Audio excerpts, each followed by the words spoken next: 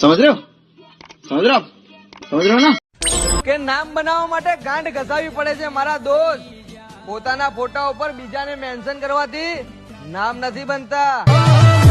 કોઈ નામ આપનું નથી, કેટલાએ ફેંકી ગયા, અમને હરાવા કેટલોના વિચારે વેચાઈ ગયા.